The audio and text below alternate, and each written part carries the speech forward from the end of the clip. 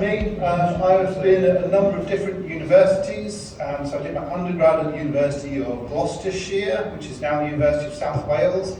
It was actually in games development, so kind of games programming, things like that. And while I was there, I really enjoyed my time, but particularly my final year project, which was linked to artificial neural networks and different methods of training them, which is where I kind of got into AI and data science.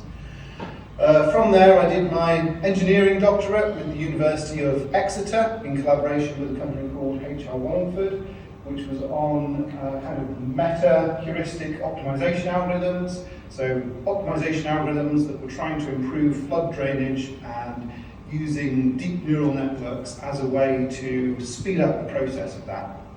Then I worked at a bunch of places, Oxford University and the JR Hospital, a software consultancy called Sysys, and finally UOG, where I am today. Initially in games programming, and then later on starting a bunch of data science and AI courses. So that's kind of where I am now, and where I am in the future. I'm looking to be the associate head of school in the future for outreach and engagement. Yeah, so that's me. That's kind of why I'm here to talk to you, and why I think I have something sensible to say. So one of the first interesting questions, I think, on a topic like this is, can AI actually be creative? Can we do a show of hands, maybe? I won't ask people to speak up, but a show of hands on who thinks it can.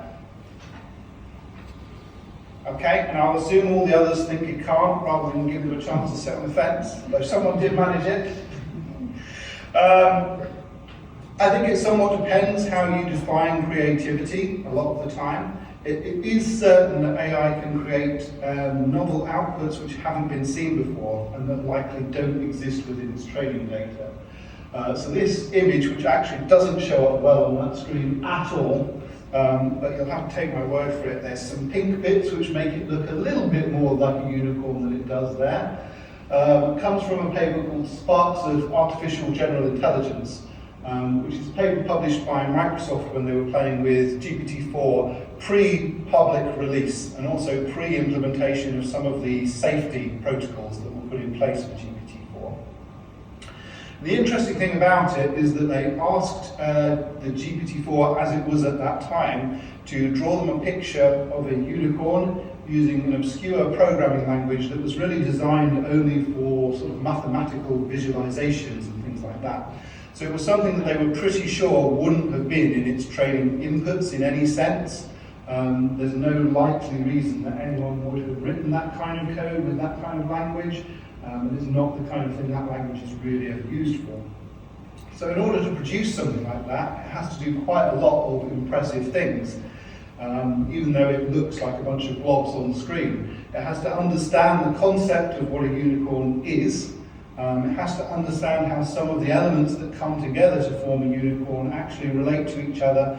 Visually, don't forget, GPT-4 at this point is not a visual model, it's a purely textual model.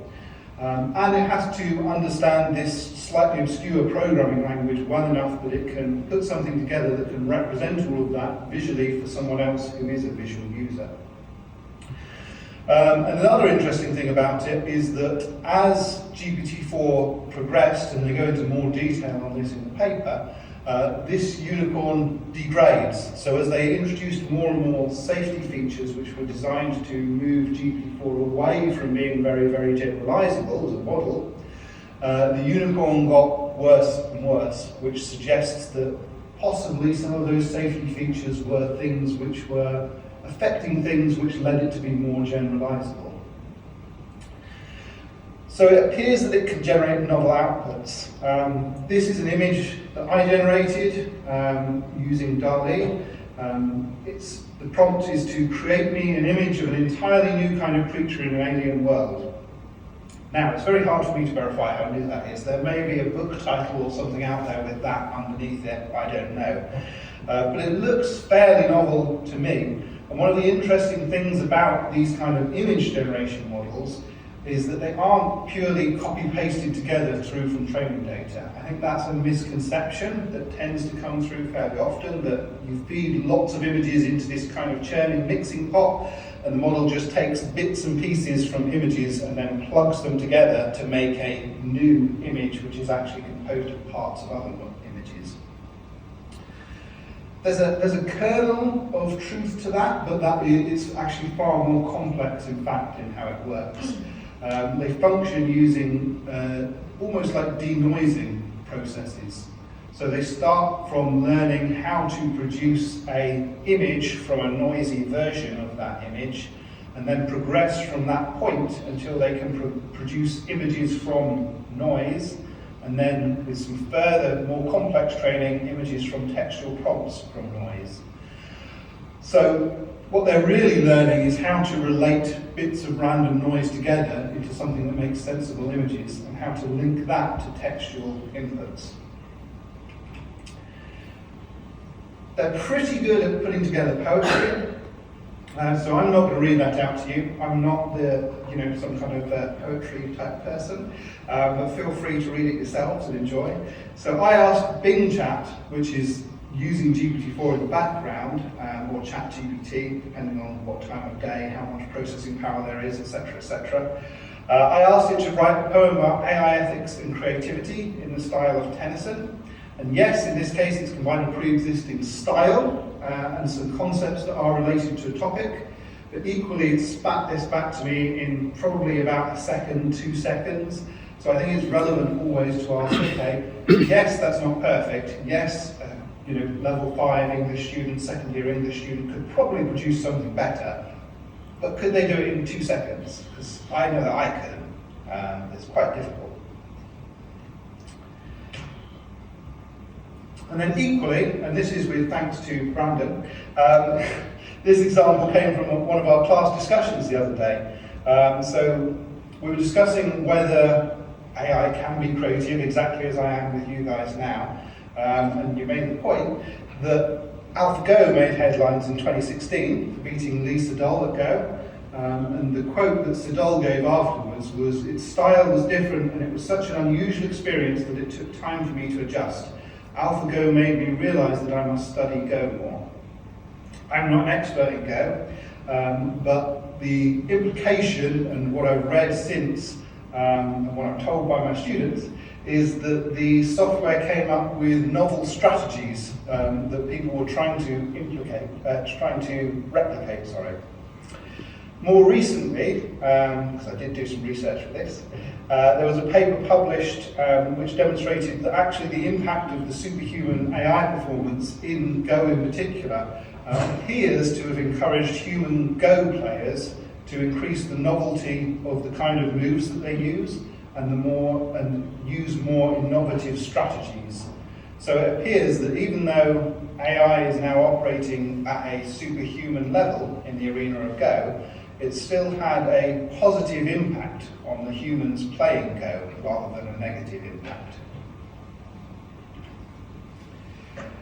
Okay, so the point of those slides was to kind of try and demonstrate that AI, at least in some sense, probably can be creative. Now there's some argument about whether the statistical representation of patterns that can be built up into novel outputs really counts as creativity. My question would be, are we really doing anything that different when we're creative? We have a lifetime of experiences and feelings and things that we think and see and do, which comes into our creativity, which is going to give us a much richer kind of statistical background, if you like, to draw upon in being creative and mixing things together. But could we do it if we didn't have any of that? How creative are newborn babies? Yeah. So I think it's quite hard to say concretely that it isn't creative as something like an emergent property that comes out of more simple things that AI can do, unless you can justify it using human exceptionalism, which isn't usually a good argument to try and make. It is true that at the moment, or I think it's true, other people may disagree, that at the moment AI can be out-creatived, if you like, by humans. But who knows, maybe GPT-4 just around the corner possibly. So to move on to some of the controversies that come from this kind of creativity and these generative models and the kind of problems and changes that they can cause in society, I thought I'd start with this quote. So we always overestimate the change that will occur in the next 2 years and underestimate the change that will occur in the next 10. I think it's a very true quote. I tend to think that, well, I reflect back on kind of like the early 2000s versus 2010 and things like that, with iPhones and things like that coming in. The pace of change in technology over that time is completely transformational. And if we think about where we are in AI now and try and extrapolate that forwards, it paints possibly quite a scary picture or an optimistic picture, depending on what kind of take you have on it.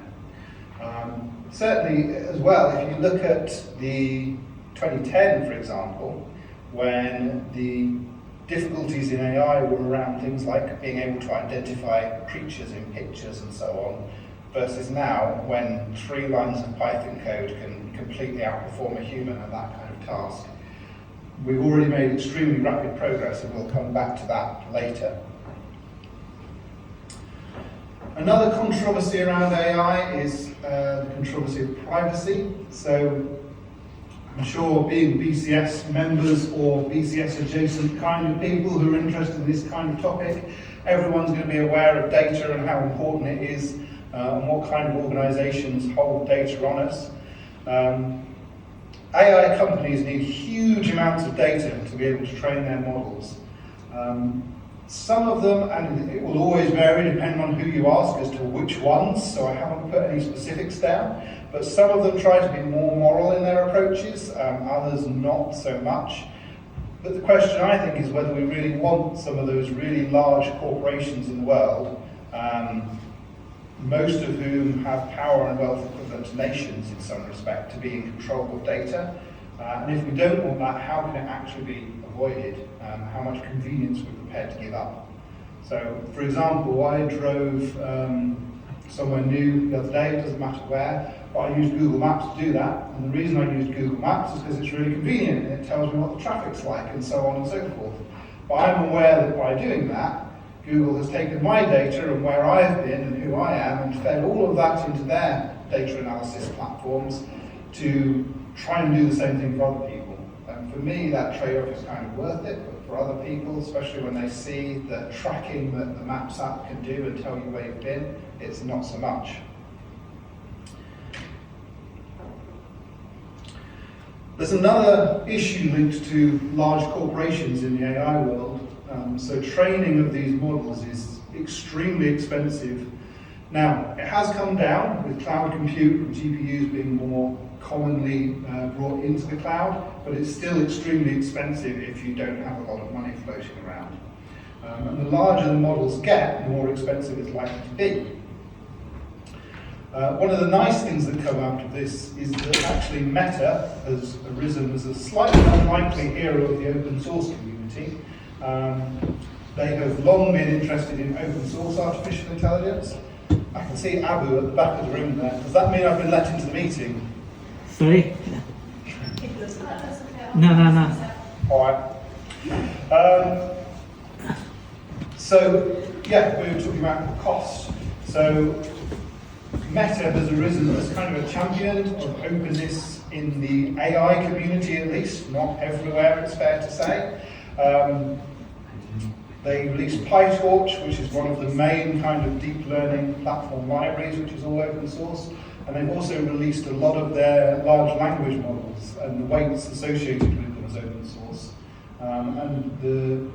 For those of you who may not be aware, releasing the weights is the important part there. So that is the learning that is embedded within those models, which can't be replicated easily.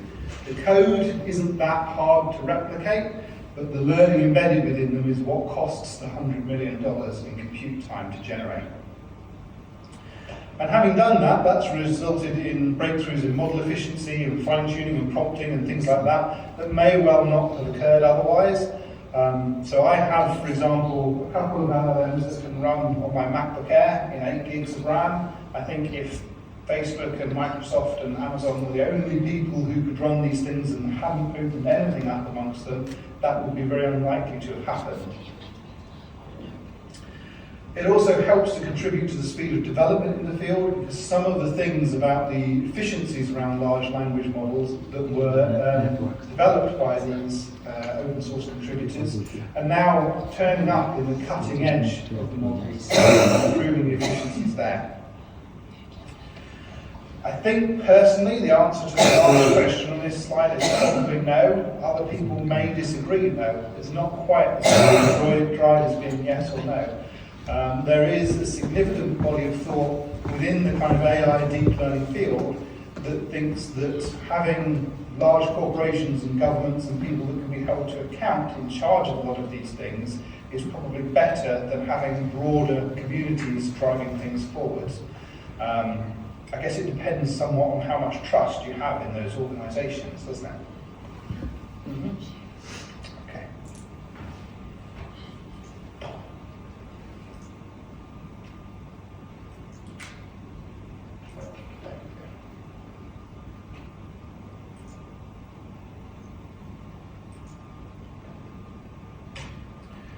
Okay, so another massive controversy that's likely to come along is the question of jobs.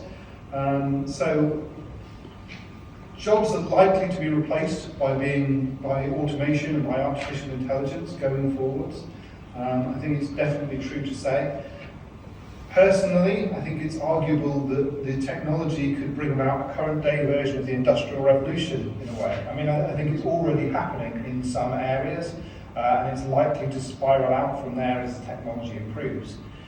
I don't think that means we have to replicate all of the bad things about the Industrial Revolution. I think we can hopefully learn lessons from history and have a better path going forwards than they had to get through that particular disruptive process. But it's certainly of a similar level of change, similar scale of change in my opinion. Particularly in areas where they're already feeling the impact, there's a lot of concern amongst students here and amongst professionals in industry. The AI generative art models, if anyone's followed any of the news about those, have risen up a lot of concern amongst the art community, both in terms of the training data that they use, so there's questions around how that's licensed and how that's working, but also in terms of whether it's really any good to have models producing artwork, and whether there's something missing when artwork is produced by a machine as opposed to a human. It's another topic that came up in our class the other day, actually. We were discussing whether there was an element of humanity present within art which can't be replicated by computers. And some members of the class were of the opinion that that was true, and some members of the class were of the opinion that that wasn't. It's certainly an interesting discussion to have. Sorry to interrupt. Online, people who join us online cannot hear you. Oh, okay. You can double check the audio. Mic is on. Yeah, you can check The audio devices. Yeah.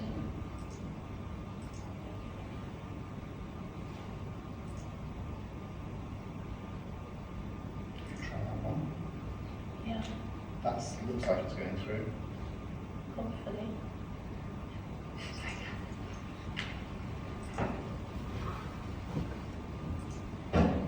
Yes. Yes. Cool. All right, so everyone can hear me and see the slides now. Perfect.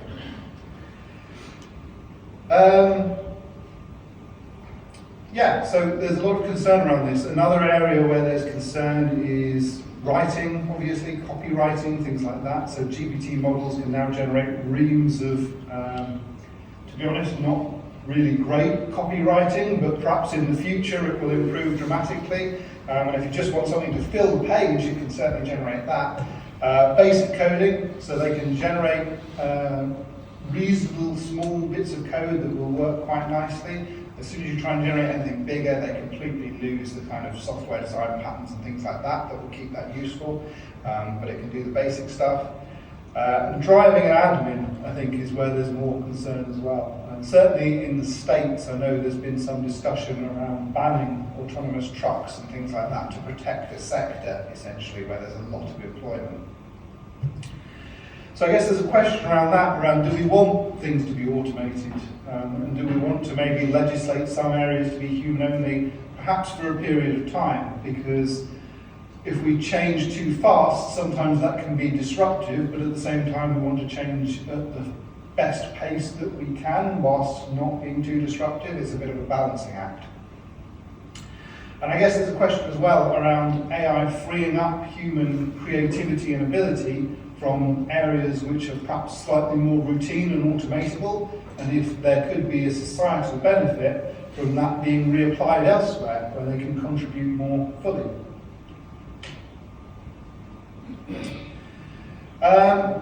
There's a lot of concern around fake news and information accuracy. So AI has kind of given this power, this fake news power, to individuals speaking to the ordinary person.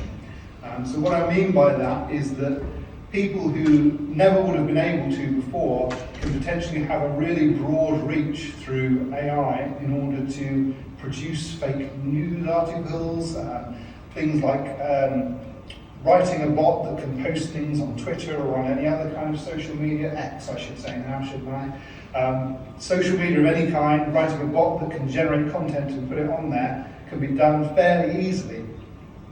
And it can be run on home computers, which was never the case in the past. This is a video, let's see if it'll play. I'm not going to play it all, I'm just going to play a bit to demonstrate. That's all right, there's no audio, but that's fine. So this is someone speaking, and then the AI model is taking that person speaking and what they are saying, if the audio was on, and playing it back in the voice and the mannerisms of Morgan Freeman, the famous actor. Now, looking at that, as someone who's looked at quite a few of these, I can kind of see that that looks off. But I think if you were someone who wasn't used to looking at it, or if it just came up on the telly and someone told you that was Morgan Freeman, you would probably believe it. So there's these kind of models that can produce this kind of thing are of massive concern, certainly in some areas.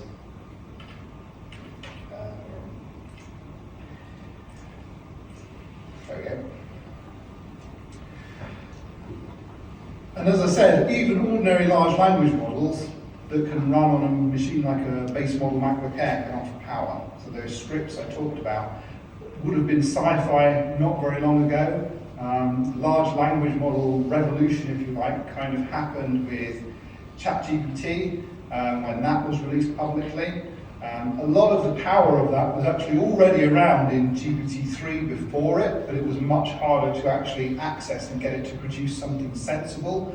The real kind of boost there was in the fine-tuning and the extra training that they did on top of that original model, which made it respond to people much better. So it was, in a way, it was improving the user interface, if you like. And then those models being much more efficient mean that this kind of power is within the realms of your average bedroom coder as of today. I spent 2 hours the other night and I put together a large language model running on my Mac, which can spit back talk about the university regulations, just with like 2 hours of coding and no real extra training.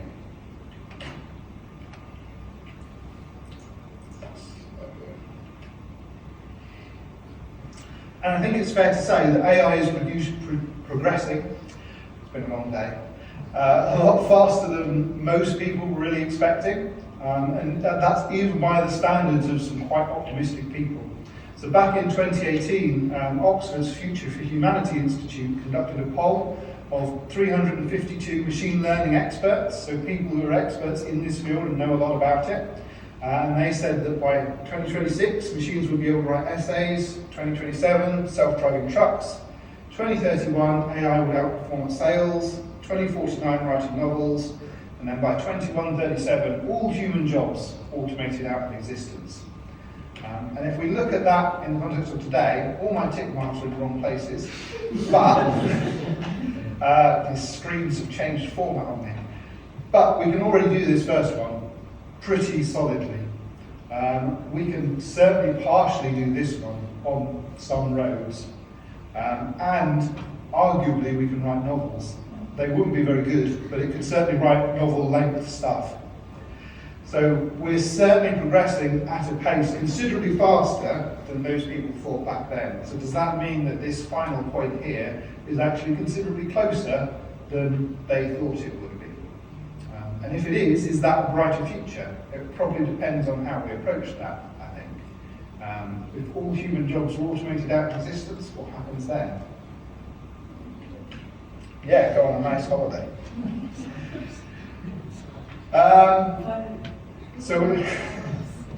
So moving on to artificial general intelligence and artificial superintelligences, which are kind of a fascinating area to explore, and up until fairly recently were considered to be really more of a sci-fi fun thing that I added to a lot of my modules.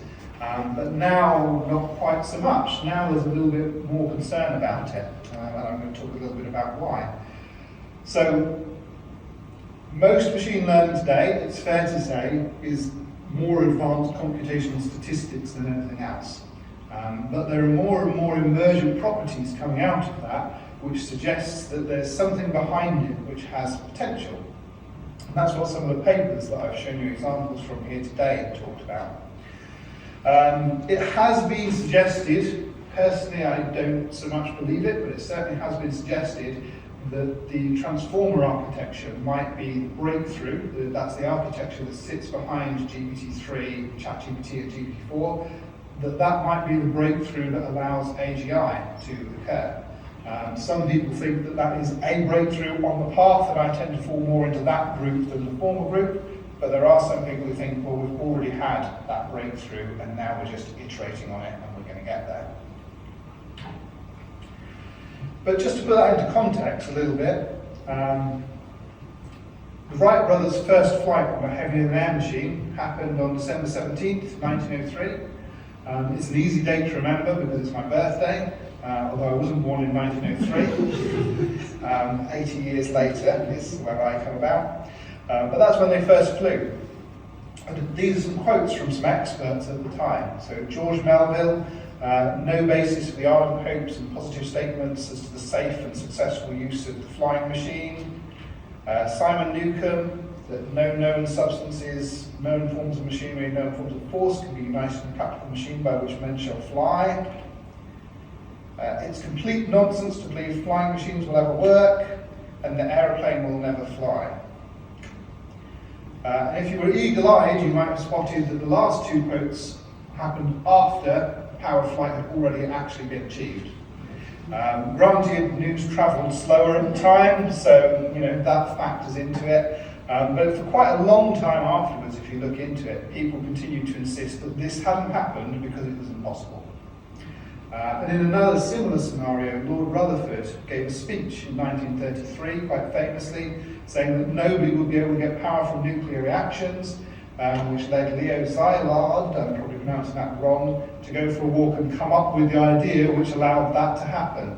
So there was 16 hours between someone saying, this is impossible, and someone figuring out how it can happen.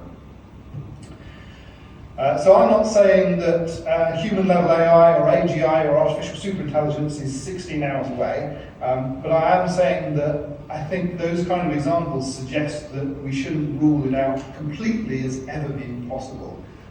There's been many instances in the past when even the experts in the field thought something was completely impossible and it turned out to be possible.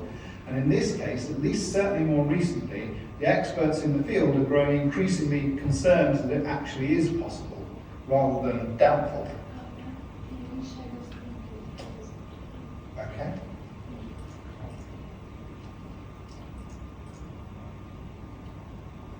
Okay. Yeah, I don't know why I'm not on the call. Someone kicked me.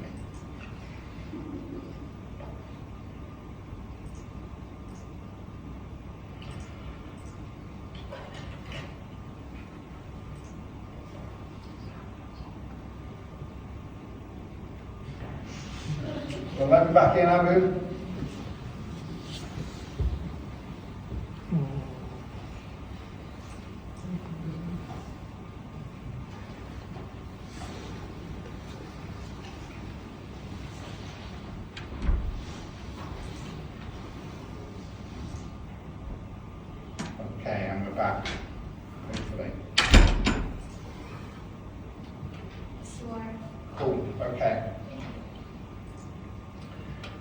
So, I don't know how much people online missed, but we were talking about impossibilities and the fact that it's certainly possible that we should be concerned about artificial general intelligence.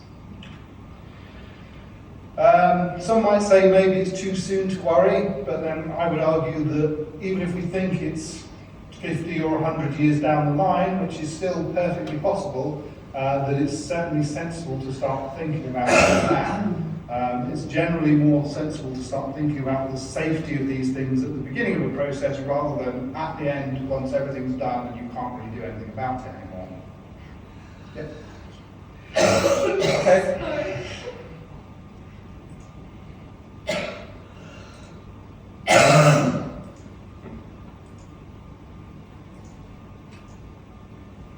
Okay.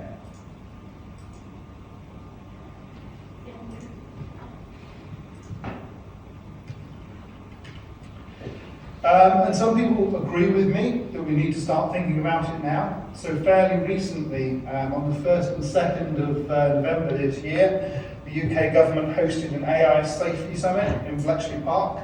They had a couple of major outputs, which were the Bletchley Declaration and a discussion paper on the capabilities and risks of frontier AI. I would argue there isn't that much substantive in either of those things. I've read them, but I won't read them out to you guys, that would be cruel. But they're interesting in just that they are coming out of government, that they are collaborations between lots and lots of countries, and that they're starting to think about these things and discuss them as if there is a serious thing to be worried about and concerned about. Equally, anyone who's been following the events over the weekend will have been watching OpenAI with probably a box of popcorn, maybe a nice cup of tea or something, glass of scotch in my case. Quite fascinating. So over the weekend, OpenAI, who were the big company, are the big company, still at the moment, I think, behind ChatGPT and GPT-4, sacked their CEO, and essentially Microsoft have kind of poached them and are looking to poach a lot of other employees from OpenAI as well. Other companies are jumping in on the bandwagon. Salesforce offered, I think, $10 million incentives is what I read to their engineers to come and join Salesforce instead of Microsoft. Other companies are likely doing the same. And the reason that's kind of relevant to this talk is because it's reportedly driven by a senior figure within OpenAI and the OpenAI board having concerns about the pace of internal progress in pursuit of commercialization of tech rather than thinking about safety, because the mission statement for the OpenAI board is to bring about artificial general intelligence that is safe for humanity, that is what we would call aligned with human values. And they were concerned, is kind of the rumour mill that we've heard, that the progress was more towards commercialization and less towards being safe and trying to do things sensibly. So, I don't think it's all doom and gloom. I think that AI technology, like any technology, is a double-edged sword. I think it's going to have impacts on individuals and sectors that need to be sensitively managed, but it could also pay really large dividends in the kind of short term. In the media term, that's true, but on more of a societal scale, so all of society can stand to benefit if we handle it well. And in the long term, maybe utopia, maybe I can just live on a beach and robots will do everything for me. That would be great. That's me.